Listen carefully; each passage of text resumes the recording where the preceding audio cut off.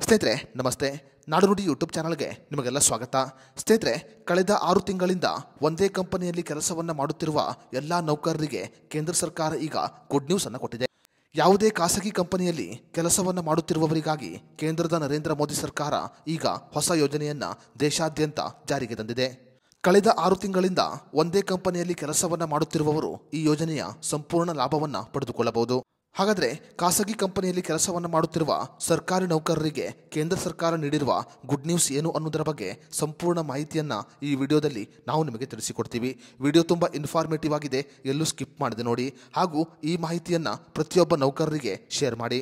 ಸ್ನೇಹಿತರೆ, ಕೇಂದ್ರ ಸರ್ಕಾರ ಈಗ ದೇಶದಲ್ಲಿ ಉದ್ಯೋಗಾವಕಾಶವನ್ನು ಹೆಚ್ಚಳ ಮಾಡಲು ಪ್ರಧಾನಮಂತ್ರಿ ವಿಕಸಿತ್ ಭಾರತ್ ರೋಜ್ಗಾರ್ ಯೋಜನೆಯನ್ನು ದೇಶಾದ್ಯಂತ ಆರಂಭಿಸಿದೆ.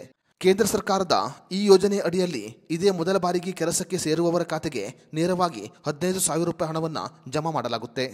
ಖಾಸಗಿ ಕಂಪನಿಯಲ್ಲಿ ಕೆಲಸ ಮಾಡುವವರು ಅಂದರೆ PF ಖಾತೆಯನ್ನು ಹೊಂದಿರುವವರು ಈ ಯೋಜನೆಗೆ ಅರ್ಹತೆಯನ್ನು ಪಡೆದುಕೊಳ್ಳಬಹುದು.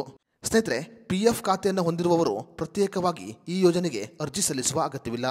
EPF ನೋಂದಾಯಿತ ಉದ್ಯೋಗಿಯ ಖಾತೆಗೆ ನೇರವಾಗಿ ಹಣವನ್ನು ವರ್ಗಾವಣೆ ಮಾಡಲಾಗುತ್ತೆ. ಅಷ್ಟೇ ಮಾತ್ರವಲ್ಲದೆ ಉದ್ಯೋಗವನ್ನು ನೀಡುವ ಕಂಪನಿಗಳಿಗೆ ಕೂಡ ಪ್ರೋತ್ಸಾಹವನ್ನು ಕೊಡಲಾಗುತ್ತೆ. ಸ್ನೇಹಿತರೆ, ಕೇಂದ್ರ ಸರ್ಕಾರದ ಈ ಯೋಜನೆ ಅಡಿಯಲ್ಲಿ ಪ್ರತಿ ಉದ್ಯೋಗಿಯು ಪ್ರತಿ ತಿಂಗಳು ಸುಮಾರು 3,000 ರೂಪಾಯಿ ಹಣವನ್ನು ಸಹಾಯಧನದ ರೂಪದಲ್ಲಿ ಪಡೆದುಕೊಳ್ಳಬಹುದು. ಒಬ್ಬ ಉದ್ಯೋಗಿಗೆ ಸುಮಾರು 2 ವರ್ಷಗಳವರೆಗೆ ಈ ಯೋಜನೆ ಲಭ್ಯವಿರುತ್ತೆ.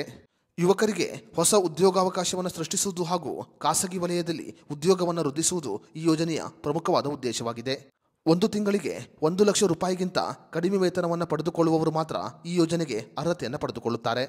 ಅಷ್ಟೇ ಮಾತ್ರವಲ್ಲದೆ ಇದೇ ಮೊದಲ ಬಾರಿಗೆ ಉದ್ಯೋಗಕ್ಕೆ ಹೋಗುವವರು ಮಾತ್ರ ಈ ಯೋಜನೆಯ ಲಾಭವನ್ನು ಪಡೆದುಕೊಳ್ಳಬಹುದು. ಅದೇ ರೀತಿಯಲ್ಲಿ ಉದ್ಯೋಗಿಯು EPF ಖಾತೆಯನ್ನು ಹೊಂದಿರುವುದು ಅತಿ ಕಡ್ಡಾಯವಾಗಿದೆ.